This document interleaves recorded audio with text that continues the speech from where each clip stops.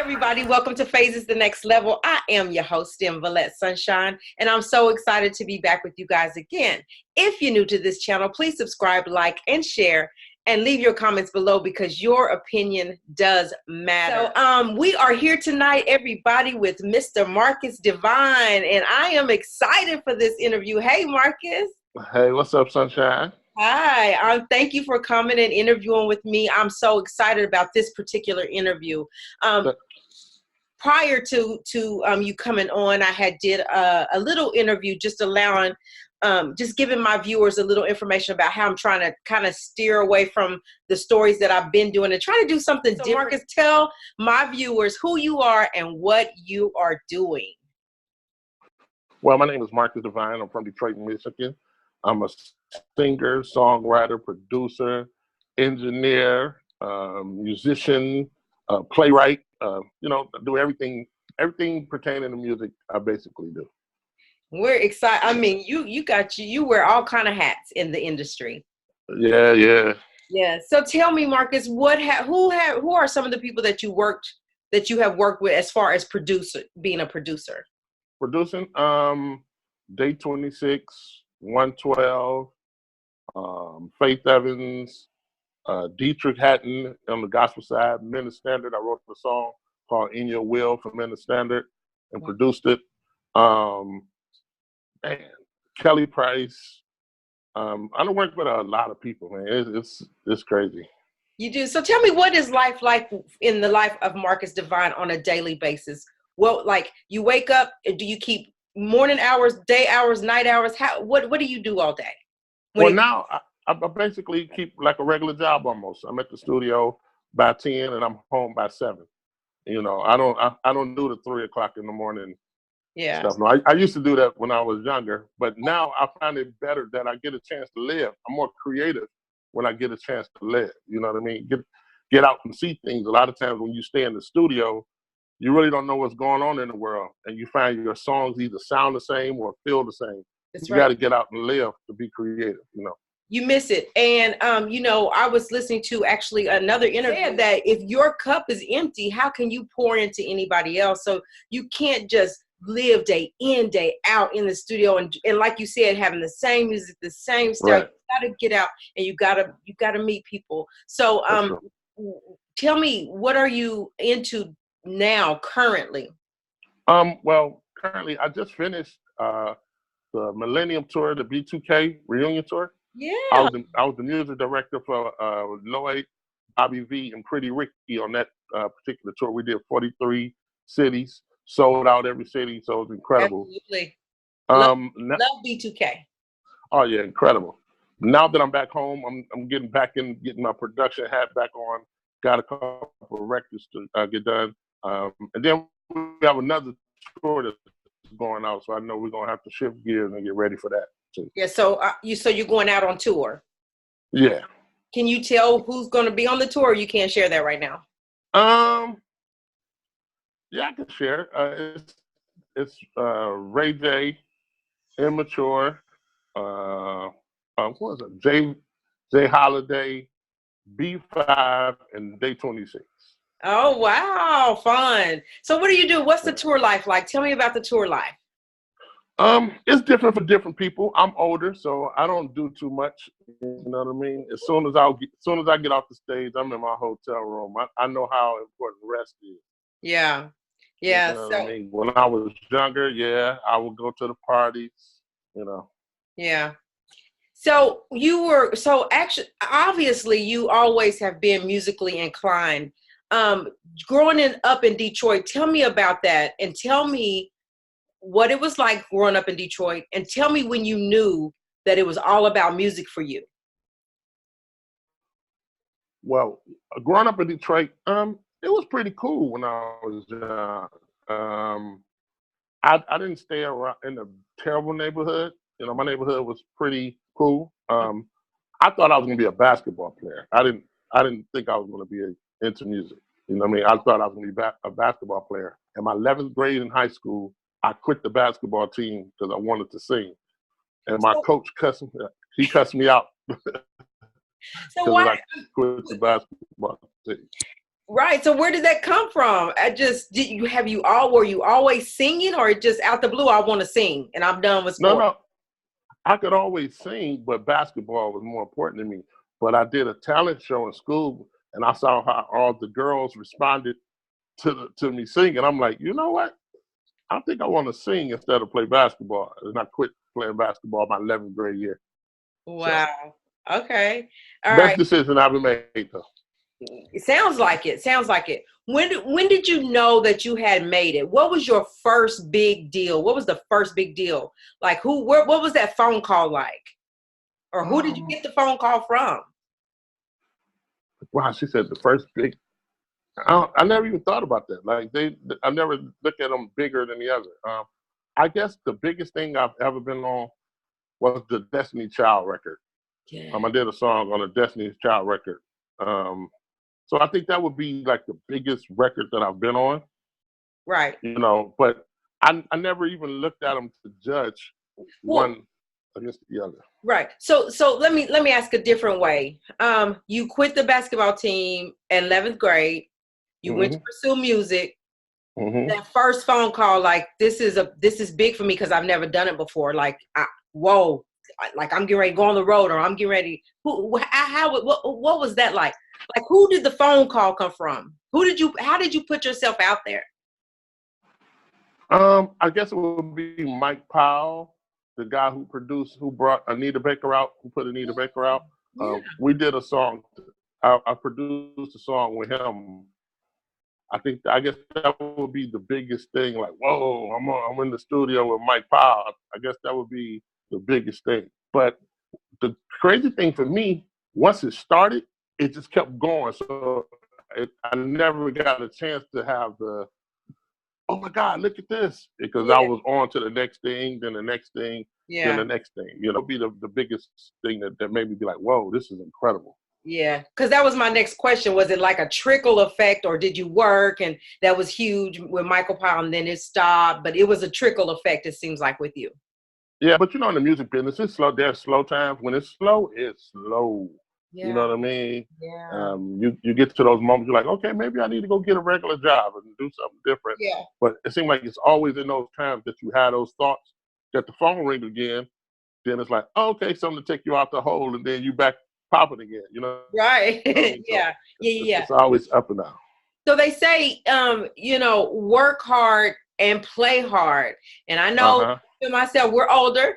We're a little bit older, and we don't really play that hard like we did when we was younger.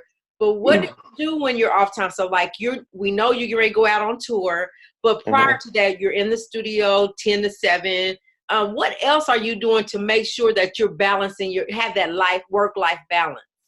Well, I have a little girl. She's 10 years old. You know what I mean? So that's my entertainment. You know what I mean? Yeah. To spend time with her, and her mother, my fiance. So that's the bulk of my day. When I'm not at the studio, like I like to sit on the couch and watch HGTV with my fiance. Like that's exciting to me. Like so that's my play hard. You know what I mean? And I imagine because on tour, like you're gone for months, right? Months on months. And so it's like I want to be with my family, and spend that time with them. I have a 10-year-old daughter too, so I know how that. Yeah, she's 10 too. So tell me, we talk about the music industry, and we and when we see it from the outside looking in, and I had an interview last night too, and I just want your perspective. From the outside looking in, it looks glamorous and it looks like a lot of fun. And tell me about the hard work that, because I'm sure it's hard work, but on top of that, they say the industry is a real tough industry to be in. Tell me about that. Yes, it could be definitely tough, but I think it's all about perspective, how you look at it.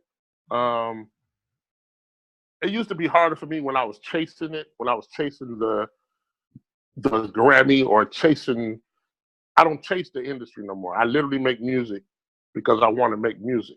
So earlier on, it was hard. You know what I mean? You hear a million no's because you got to understand now with the way technology is, everybody can produce a record.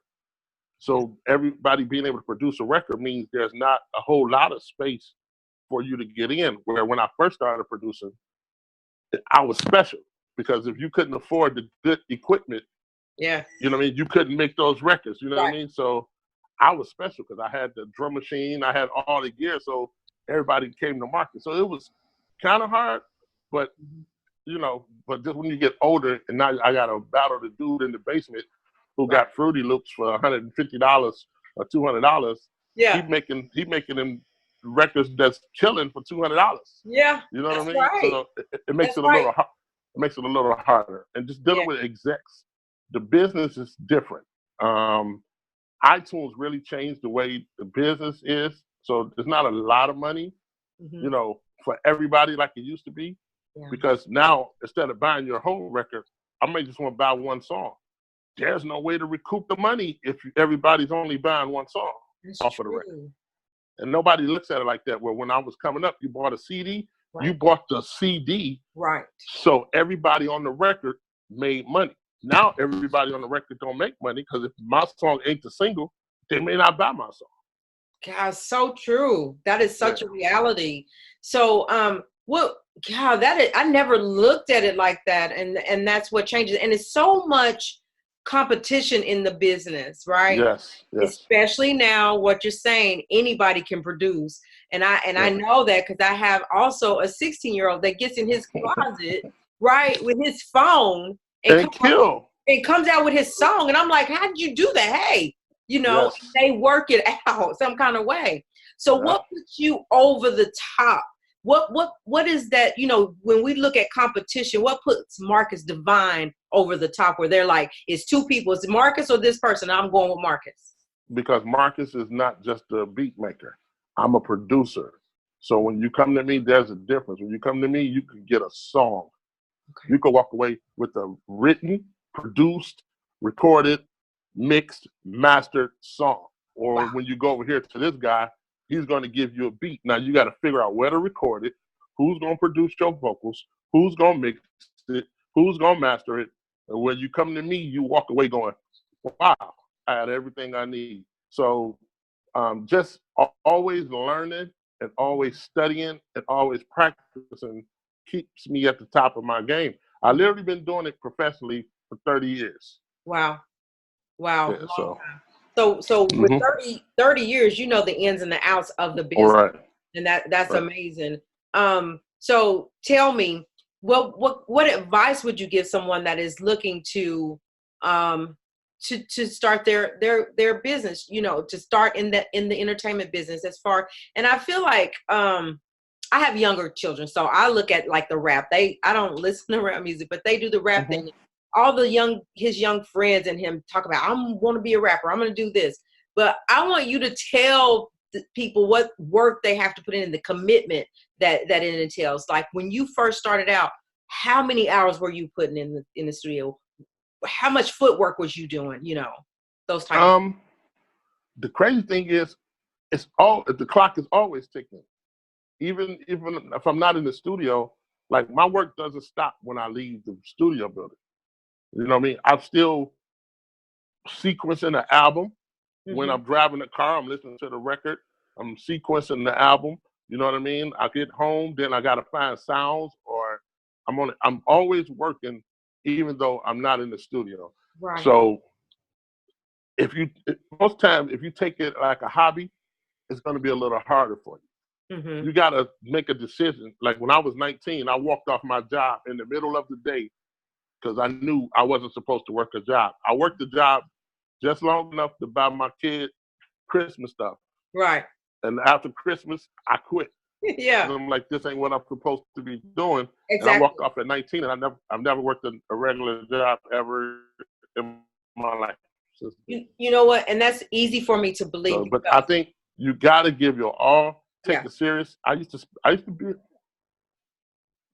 be in the studio to 2, 3 o'clock in the morning. Wow. And I can believe that because here's the deal. So many people that are successful they said either you want it or you don't. It's no in between. And what are you willing to sacrifice for what you want? And how hard do you want to go get it, right? So with your example, you quit. You knew I'm not supposed to be here. There's something greater for me. There's something better that makes me more happy. and I'm good at, right? And so that's a lot of the struggle with younger kids. They just expect things to be dropped in their lap, right? But it's still hard work behind that. But I think that's because everything is so microwave. I call it the microwave era, where you could turn on YouTube, a girl say, "Catch me outside," and now she become a hit, signing a multi-million-dollar deal. Can't sing, no talent, but because she said a catchphrase that makes everybody pay attention, you know what I mean? She become a superstar. So everybody looks at that, it's like, oh, it could be me, with no work, no anything. But they can't stay. They haven't gone through anything. So when the littlest thing happens, they either crumble or they get into business, get a lot of money, and become a detriment to themselves. They start becoming destructive because they didn't do any work, so they have no appreciation for it, and they throw it all away. That's right. And that's with anything. If you work hard for it, you're going to take care of it. Something that's put thrown in your lap, if you don't really take care of it like you would if you worked really hard for it. And that's a learning lesson. So I want to go back to the producing thing. I want you to tell me, what is a producer? Okay, come on. I don't quite understand producing. So can you tell me what you do when you're producing? So you said you're like the one-stop shop. What is a producer really do? And then how do you get paid for what you do? If that makes sense. Okay, well, I totally understand. Okay. So the producer, I'm simple explanation. The root word for producer is product. Okay. So I'm the reason you get the product that you get, whether it's telling the person what to sing, telling the musicians what to play, or I play it all myself. I am the one who guides the whole situation until it reaches the consumer's ear. Wow. If that makes any sense. Makes sense. You know what I mean? A lot. It's a whole lot, because in order to producer, I'm a therapist. You know what I mean? Like, I'm a friend. I may have to be a babysitter. You know what I mean? If you got your baby at the studio because you couldn't leave them at home, right? Like, you have to be everything in order to get that record that you're looking for. Right. You know what I mean? And the way you get paid is just like any other job. You want me to produce your record? We sit down, we discuss a fee. You pay me my fee, I produce your record, and then life is beautiful for both of us. So then as life is beautiful for both of you guys, you continue to get paid off the sales of the song. Right. And you produce it, and if you produce a great record, then the next artist want to know who did that. Oh, Marcus Devine did that? Oh, I need Marcus Devine for my record. Then I produce their record. Does it turn out incredible? The next person, oh, I need Marcus Devine for that record. And that's how life goes on. You create these relationships. That's how I've been able to sustain myself all of these years. Right. And I feel like your lesson that you're teaching is that, it's a commitment thing, and it's really, you got to really know that that's what you want to do. So let's switch gears a little bit.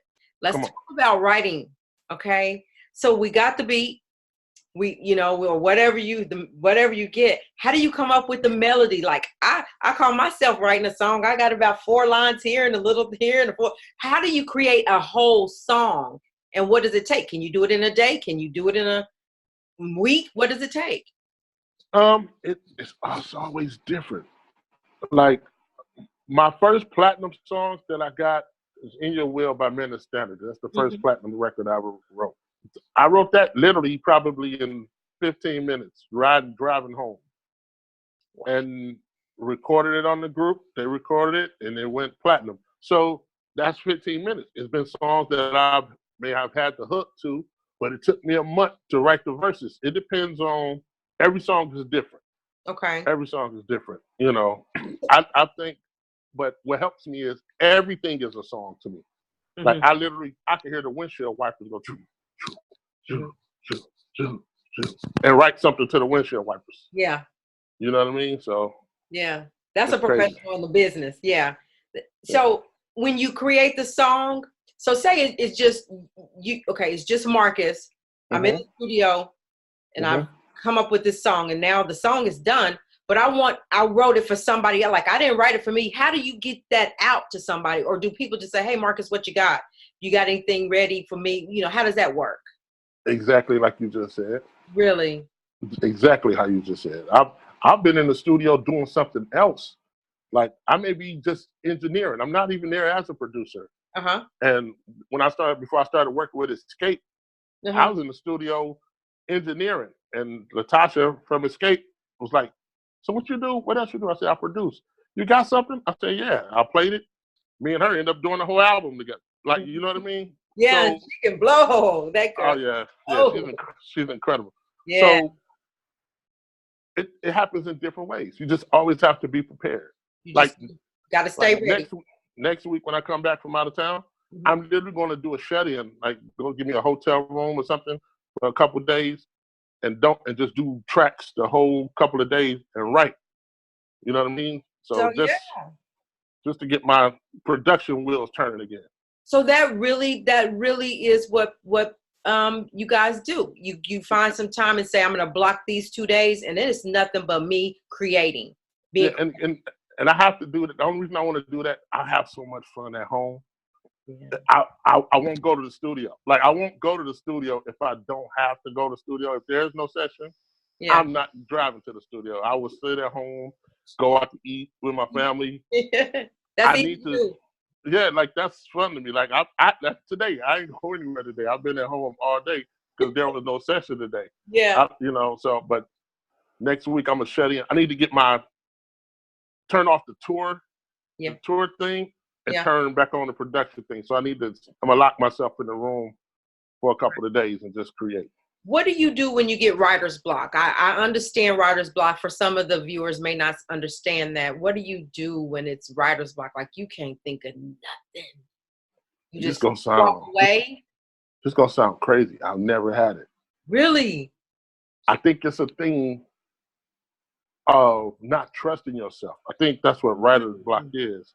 It's not really writer's block. It's not trusting yourself. Wow. You know what I mean? You put so much pressure on yourself. Oh, God, this ain't good. So, no, put it down. Like, turn that microphone on. Hum a melody. Something. Do something. But don't just sit there and go, I can't think of anything. Because writer's block is really probably something you need to deal with. What's stopping your creativity? Is it something you need to go talk to somebody about? Is it something you need to forgive somebody about? Or, you know what I mean? Do somebody need to forgive you about something you did? Like, I think it's things that go on in your head that stop you from focusing. So it's hard if you don't clear your head. My thing is, turn that microphone on. Right. That's what I was telling everybody. Turn that microphone on. Hum a melody. Hum something to that beat. Something will happen. Something will come out. Wow. So, okay. I can't remember a time of just saying, oh, my God, I got writer's block. That's crazy, because I hear a lot of, I guess, people in the industry, not a lot, but they just like, I tried, I just got writer's block right now. I got to walk away. And I just wondered about that, It's pressure. I had a conversation on Facebook the last couple of days talking about how us as a Black people, we put so much pressure on our artists. Like, Usher went diamond. You know what I mean? On Confessions. How many Black artists went diamond? Not many, right? Usher is having the hardest time in the world getting a song because the pressure that we put on him to come up with an album better than Confessions.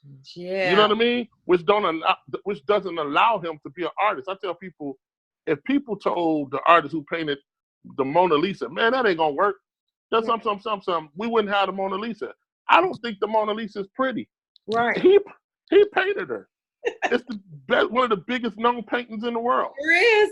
Sure. So what I'm saying is, I think we put so much pressure. We don't do that to Adele. Nobody sells Adele or say, "Oh, Adele's last album is better than this album," or Maroon 5's last album is better than this one. Right. But we'll say, "Yo, Usher album ain't better than the other one." Oh, no, that record ain't better than Thriller. Like, yo, it ain't supposed to be better than Thriller. This is the place that I'm in right now. Right, I get that's right. I may not be in an upbeat type of mood to that all the other records are in. I may be in love. Like Mary J. Blige don't get any love when she's happy. Think about it. Right. Whenever she's been happy, her music hasn't done anything. Makes sense. She got to be in pain for the world to accept who she is. That's kind of like this, this YouTube thing or this media thing. If you go out there and you're giving good stuff and good vibes and it's all happy, you're not getting what you need to continue. You know what I'm saying, for that story. But when you bring some mess out, you got people all over your channel because you got some tea, right? But if I'm doing something good and happy and But I think that this is good. This is good stuff. I think it comes from you though. What are you looking for? Are you looking for all those people, or are you looking to satisfy certain people? Because there is a group of people that want to hear the good stuff from you. Yeah. It's like me when I work on a project, my solo records. I don't write records for everybody else. I literally write a record that I like. That's it. It's for everybody that likes what I like. I literally go into it saying it's not for everybody. So if you write it, just say if your show was Sunshine, the love goddess, and all you do is talk about love and caring, you may feel like, oh man, nobody loves me. But there is a group of people that needs you, that needs that energy that you give it. I tell people all the time, if you plug your phone up to a socket that's shortened, that got a short in it, it's going to destroy your phone. Right. But if you got good energy, you could charge anything. You just got to look at yourself as that charger. Oh, that people want to plug into to charge up. Now, if you all you giving is bad energy, after a while you're going to short people out. Yeah. Whoa, that's heavy. That's a lot, and I needed that because even in this YouTube world, like then you get to looking at the responses, and what people are saying in the comments, and some people are not nice. And I'm like a nice, heavy person, and they are not nice, right? And it kind of like, I'm done. I'm backing out of this. But I had to tell myself that I'm doing what I love to do. Yeah. If you don't like it, then you don't have to subscribe to me. Really nicely, you can nicely walk away. But I'd rather get the number slowly and do what I'm doing slowly, because then you maintain it. You get to retain, you need to keep, I guess you stay relevant. It may be slow getting it, but what you get is the good stuff. And I look at it like this. Where are they saying these comments? On whose video? Huh? On your video, right? Yes. Which meant they watched your video, right? Yes. So they can say what they want to say, but they're coming back to watch your video, whether it's negative or whatever. Yeah. They're watching your video. Yeah. So, and that's how you got to look at it. Yeah. They're watching me. Okay, no, you don't have to like what I do, but guess who you just got through watching? You just got through watching me. That's good. That's good stuff. It's almost like I'm in counseling session. See, here you go. You got your counseling hat on now. I told you I do it all. Yeah, I'm serious. I'm like, just today, like, I was like, I'm blocking them. And I'm like, no, I don't never block them. Yeah, no. Say what you want to say, because I can't please the world. I can only do what I like and what makes me happy, and either they're going to like it or they're not going to like it. Keep being that good energy, and they're going to come, the same people are going to come to you for a charge. I guarantee you. Watch what I'm telling you. Because you know what? When something goes on in their life, it's going to click. You know where I could go to feel better? I can go to Sunshine page. Yeah. I may even go anonymously where she don't even know I'm watching. But I know where I can go to get recharged. Yeah. Trust me. Yeah, that's good. And yeah, they'll go anonymously because they done lashed me with their tongue. But that's okay. It's okay, like you said. And I'm going to carry that with me, because I need encouragement too. I might be on this side of the table, but it gets tough out here. It gets tough. Oh, I know. Yeah. So I'm not going to keep you much longer, but I have a couple more questions. So when you talk about negotiation, and you talk about labels and signing with people and all this stuff, and who gets what percent, how do you go in it with your lawyer negotiating? How do you do negotiations, and how do you work with a label? Definitely with my lawyer, because they still back in the old time. Them contracts still old as hell. Like, you know what I mean? You be like, yo, y'all still negotiate like this? And so some of that language could be kind of crazy. You know what I mean? So I go in those with my lawyer. When I do some of the independent things I do, I have little generic contracts that's written up for people that come in with no label, just to, cover them and cover myself. Right. So it depends on the situation. Okay. Is it tough working with the label? Sometimes because they have the tendency to think you need them. Like the way the business is set up, record companies feel like we're doing you a favor. Right. It's like a gas station with no gas. Hell, if we don't bring the gas for you to sell to people, you just an empty building with pumps outside. Right. So it's the same thing to me with a record company. I think the way they look at the artists and the way they look at other people is crazy. No, we need each other for this record business to run. Absolutely. So sometimes I don't like labels, because just for that reason right there, So if you had someone, so say that you had, I don't know, whoever, and you wrote this song for them, they don't have a label. Do you need that? So they don't need that label. They got what they need already now. So how do they push their music out? How do they get on the media tours? That's the good thing about the technology now. The label right now, for $27, you can put an album on iTunes, Spotify, Amazon. You can put it everywhere that the record label is going to do it. You can do it for $27 on TuneCore. So you really just need the label for marketing, promotions, and all of that stuff. But if you got money and you know the right people, you don't even need a label. So is the record companies, are they suffering now because of this? They definitely suffer. Because if you do your research, they all swallowed up and made one. Like you got Motown, you got Sony. You know what I mean? It's not a whole bunch of labels no more. Right. Because the big labels just swallowed up everybody. Wow. Interesting. And so, so how do you, if you're working with somebody, or they're working with a label, do you let them go? Say like like the contract is up and I don't need you no more. Why is it that people say I'm stuck with the label? Like big name people I hear say, my label, I got to get away from my label. Like, and I'm a shell out because she's wide open. She'll tell you, what she's thinking, and she wanted to get away from the label. How can you get out of it if you have a contract? Sometimes if it's another label that desire you, they can buy you out of your contract, or you could take them to court and fight them in court to get out if the label hasn't done some of the things that they say they're supposed to do, and you could get out that way. And sometimes a label will hold you up if they put so much money into you. Right. And you haven't made good on any other investment, like, you know what I mean? Or if they put a record out and they be like, okay, well, we're going to shelf you for a while. We're not going to let you go make money nowhere else. You know what I mean? So they'll sit you on the shelf until... They have that kind of power Oh, my God. Like, that's what I said, yeah. To say, you ain't making... We're not going... Right now, or Sunshine, whoever, you're not making music right now. We're going to hold on to you for a while. How do you make your money? Just from everything you've made, the music you made before? That you made before.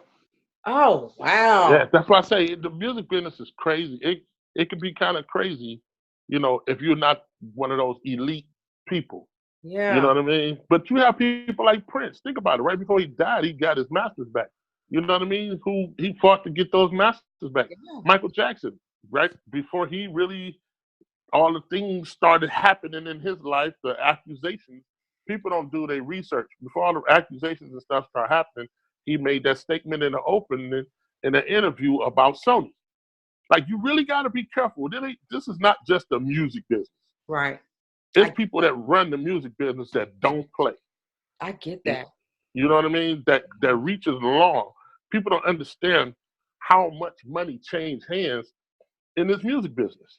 My gosh. Yeah. That would be like, I always said that, oh gosh, I'd be interested in doing that. Or I want to, but as I interview people and I hear about it, I'm like, maybe I'll just keep my 9 to 5 and do my little YouTube channel but I guess if you go in there not knowing, it's the not knowing. Yeah. Right? You've gotten yourself into something. And then when you find out it's too late because now you're tied into it. And they win from desperation. They go get an artist that don't have anything, that's super talented. Okay, well, here's $1 million. We're going to sign you. That $1 million, if they can give you $1 million, that means that $1 million really didn't mean anything to them. Mm-hmm. And that's what people got to understand. So I would tell an artist, even if you got a label deal, do it a partnership. Don't go in asking for a lot of money so that you can start recouping money off the first record sold. Because what people don't understand, when they give you $1 million advance, before you see a dollar, they're going to recoup that $1 million back. And what you don't understand, people think, okay, well, they call the car service for me to go to the airport. Oh, yeah, when we was in the studio, we ordered food. You don't understand it, but they write all of that down. You're going to pay, you're going to pay for that car service that got you to the airport. There's no way to get out of the red. Yeah. So how do you partner with them? When you say partner, do you say, I got this much, you match this much? You're right. Just say labels like, Marcus, you think you're incredible. We want to sign you. I say, be cool. They'd be like, so how much recording budget you want? Me, I'll be like, keep your recording budget. I don't want your recording budget. They could be like, no, but we want to give you like $500,000. No, keep it. It don't cost me nothing to record an album. So why would I take your money? No, from the very first record sold, I want my money. I don't want money that you could come back and take from me because you loan me money. Right. That whole thing does. I can have. You talking about you can have me on here all night? I can have you on here all night. I'm here for it. Listen, people don't understand an advancement. Like, I hate the whole game of, oh yeah, we got $100,000 advance. Right. You give me $100,000 advance. You recoup that advancement from me. Now, mind you, I got to pay taxes on that $100,000 advance. You don't. Right. So you recoup the $100,000 from me, but even if you don't recoup it, you can write it off in your business deal. So they can write off the $100,000, which means it helps them on their taxes. Plus, they get to recoup it back from me, tax free. It's a game. People don't really understand. Game. So. And I don't know, I'm just going to use this for example. I don't even know if you, and I'm sure you know, let me say that I don't think you know. So say like American Idol, they say, okay, you are the winner. You are this year's American Idol and you won $1 million in a recording deal. Got to pay that back? Oh yeah. It ain't free. What? It ain't free. I want it. Okay, let's check this out. They give you $1 million on that thing. First of all, you got to pay $330,000 in taxes off the rip. Yeah. Where are you gonna get that from? Like so you already down $700,000, right? Right. So then, lawyer fees to negotiate the thing, they're gonna eat up most of that. So you'll never see $1 million. Like, you're not gonna see it. And then if it's a record company that advanced it, oh, they got to recoup it some kind of way. Ain't nobody running around here just with $1 million that's just gonna give you $1 million without recouping it. And you're signed to a deal that's so crazy that whatever show it is, they're gonna get part of your tour money. Oh, it's so crazy, man. I don't even want to be in the business. I want my money. If you tell me you're giving me $1 million, give me my $1 million. Let me pay my taxes and go on. But it's like anything. Like when Oprah, like, you got a brand new car. Yeah. If you pay these taxes on this car. Oprah got so much money, she got to write it off some kind of way, right? Yeah. Yeah. Oprah could write off every one of those cars, so it make her meet her tax situation. That's why they give stuff away. Come on. It's a game. It's a whole game. It's a game. And if you don't know, just like I said last night, if you don't know, they will chew you up and spit you out, and it's a wrap. That's how I wonder how, and I'm going to just say this, how R. Kelly was this big old, the king of R&B. Now, at this current date, nothing? Like, how is that possible? That can't be possible. It's very possible. When you got people around you, without saying too much, right? Well, ain't no secret. Right. When you got people around you that you can trust, you know what I'm trying to say? Yeah, absolutely. When you're, it's more important for you to be doing this over here, as opposed to paying attention to your business, right? And then even if you paid attention to your business, you don't have the smarts to run your business. You're never going to read a contract because you can't read the contract. So if I told you, yeah, let's do this deal, Sunshine, and I'd be like, yo, this is my percentage, and I'll show you a contract, and I put 27%, or let's say 30%. Somebody who don't know, 30% don't sound like a lot. 30% is a lot. It's a lot to me when you're talking like that, yeah. That's a lot. Hold on, but then you don't read this part over here that I get 7% of this over here too. Oh. So now I'm actually up to 37%. You don't know that. So by the time we're done reading, I'm at about 50% throughout the things that I put in here. And I'm just making an example. I'm not saying this is what his contract No. is. Yeah, right. That's how the business is. When you don't know, right. But you trust somebody to be like, so what you think? Yeah, man, I think we need to do that deal. But this is the same person that's taking all the money.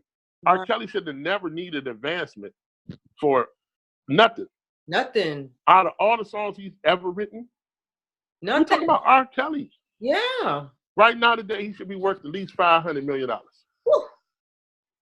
So even like Whitney Houston, you know, that at the end, but you know, okay, I understand there were some issues there, you know, from the outside looking in, but I'm still saying, look at who she is, and that's where we get mixed up, and that's where people that are new into the business get mixed up. Oh, she's a million, almost a $500 million, you know, all this stuff, but it really don't add up to that at the end of it. No, because you got to understand, most people who you see, you may see them in a Porsche, they ain't pay for that Porsche. Porsche let them drive that car because of who they are. But if things stop looking crazy, Porsche gonna come and get that car because it don't make sense for you to drive that car because nobody's checking for you no more. You know what I mean? Or you see, we don't understand. A lot of these artists got to stay on tour in order to live because of the deals that they made early on in their career. They got to tour. So if there's no tourists coming in, there's no money coming in. Do you create a tour, or does somebody call and say, hey, we're putting this tour together, a company or venue, whatever, promoter, whatever, say, I want to put a tour together and I want you on it. Is that how it works? Yep, it works a lot of ways. A lot of times the promoter is the one who called, be like, yo, I'm putting the tour together. How much is it to get you to come out on the tour? Or if you got pull and influence, you can put your own tour together. That's what I was going to say. Can you put your own together? Oh, definitely. That's what a lot of people are doing nowadays. Yeah. With social media, because if I got 2 million followers, I don't need nobody else. Right. I could literally go around the country and do small venues of 500 people every night. At 500 people at $30 a ticket, I did good that night. That's and don't let me sell 50 or 60 CDs. Ooh. You know what I'm trying to say? Yeah. And I'm talking every city. Yeah. And so that's mean now we're getting smarter. Instead of, you know, we're getting a little smarter because it wasn't working like this. What else can I do? And with technology and with social media that we didn't have back in the day, that's true. It was so much easier for them to get taken for a loop because, you know, especially if you can't read it, especially if you don't have people around you that you trust. And when I was about Whitney Houston, I look at, and I'm just gonna say, I would look at R. Kelly and I look at Whitney Houston. I don't see a lot of R. Kelly having a lot of family that really he could trust around him. Like Whitney had all of her family surrounding her, and it's still like you don't have anything left. What the heck? But you gotta listen to them. They could be around. You got family members in your family that you're around that ain't gonna listen to you. Yeah, it's simple. That's true. When it comes to health, like I talk to my family members about health. They live the way they want to live, no matter what I tell them. But when they get sick, Marcus, what should I do for such and such? Oh, now you want to have this conversation when I was trying to talk to you to prevent the thing that's got you sick. Absolutely. They gotta listen. So Whitney may have had her family around her, but if she's not listening, she might as well not be around. Yeah, that's true. You know, that's like with R. Kelly, having his family around, they never really got along. You got certain reasons why you don't want to talk to your sister. Yeah. You know what I'm trying to say? Yeah. Yep, I'm there. Your mama gone. Yeah. You and your brothers don't get along. They feel some kind of way about you, so you kind of feel alienated. Yeah. There's a lot of things going on with him, you know, that he's, I guarantee you, hurt and bitter and mad at about. That a lot of things that we go through in our life can cause us to be bitter. Can cause, or if you don't have the right upbringing, it can cause you to be a certain way. And something that happened to you really bad that stuck with you, you can't get rid of, that causes you to treat people that way. So I don't know, but you're right. And I'm just taken aback about how people can enter into such a big world of glamour, what it looks like to us. And really, when at the end of the day, when they get off that stage and go home, they're like, okay, how am I gonna pay this bill? Are they gonna come pick the car up now that I've, because I don't have nothing else booked for, nobody's asking me to do anything. But if you look at most stars, I'm not gonna say all, most stars, black stars, are financially illiterate. There's no financial literacy. Right. No, my daddy didn't teach me how to manage money. Mine either. Right. You know what I'm trying to say? My mama, she didn't know. Yeah. She's barely getting by herself. So that's right. You don't know to tell me, oh, invest in this and that's do right. this. We didn't get that. So when you say have those conversations. So when you say, oh, I have $1 million and I've never had nothing. Right. But I've always fantasized about that big house over there. Yeah. Not understanding, hey, you only have $4 million. You go buy a house for 1.2, you gotta have the heat on, you gotta do the gas, and you gotta furnish it. So now you up to $2.5 million on one house. You don't have that much money left. We ain't even said the cars yet. So the cars I see in the driveways are not their cars? I'm not saying that. I'm saying it could be. Yeah, but think about this. If you got a car, whatever car you got now, you paying the note on it, right? Yes. It's yours as long as you paying that note on it. I'm paying it, yeah. Miss 4 notes, so let's do another interview and tell me what happened to that car. We won't be missing no notes. I think I'm gonna keep that one. You feel me though? Yeah, I get it. I get it. So, me having a down payment, I could go get 7 of them. Right. Let me miss some payments. Right. Then they're not mine no more. But as long as they're sitting in that driveway and I'm making those payments, they belong to me.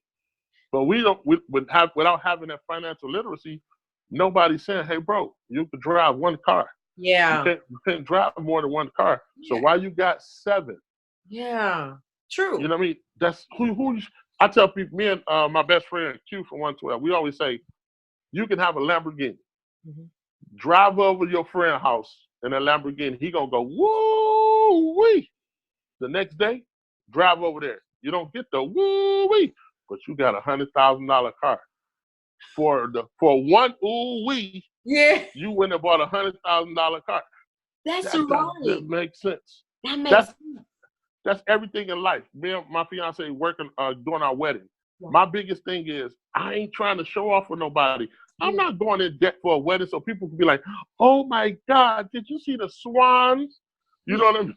You understand what I'm trying to say? Yes. And they're gonna go home.